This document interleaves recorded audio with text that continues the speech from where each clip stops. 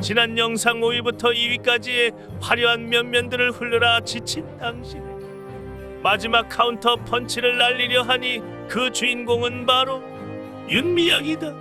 이 자를 언급하기 전에 우리는 가슴 아픈 그 사건을 떠올리고 가슴 아픈 그 사건의 진상을 살펴야 하는 가슴 아픈 과정을 거쳐야 할 것이다. 자, 먼저 살펴보아야 할 것은 전쟁 그 자체에 대한 인식.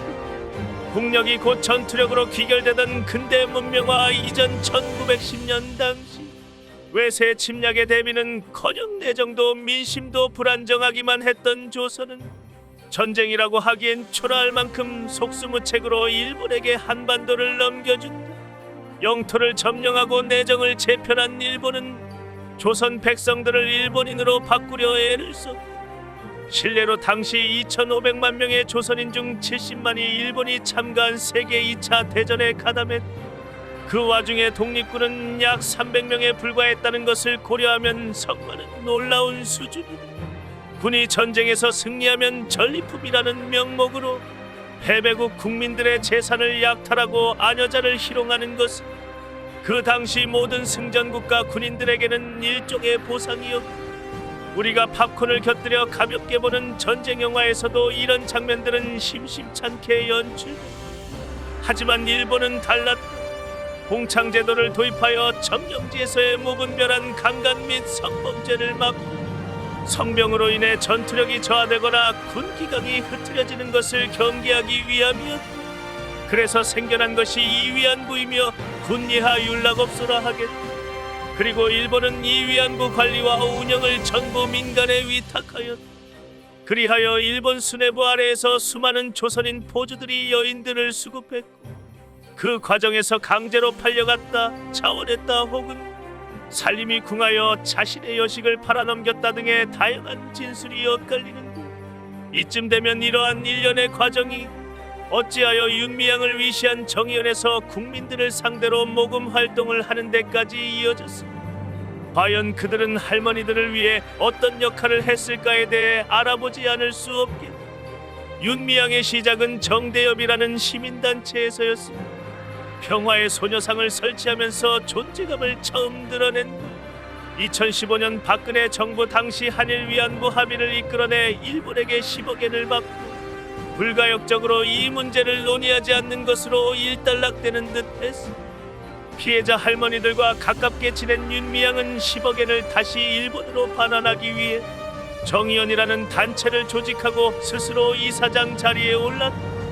2019년 김복동 할머니 별세 당시 윤미향은 개인 계좌로 조의금을 받아 위안부 사업과는 아무 상관없는 사드 반대위원회, 탈북총어 번북송 단체 등에 나눠주고 그리고는 비례라는 개똥 같은 방식으로 무려 국회의원 배지까지 달게 된 윤미향은 소위 그간 해먹은 정황이 모두 드러나며 고독을 지르는 매주 수요일 집회를 통한 성금, 정의연 후원금, 해외 활동을 명목으로 받아온 기부금. 윤미향은 이 모두를 개인 계좌로 받아 자신의 딸 유학비, 본인의 아파트 경매 자금, 심지어 본인 암 치료에도 사용했다.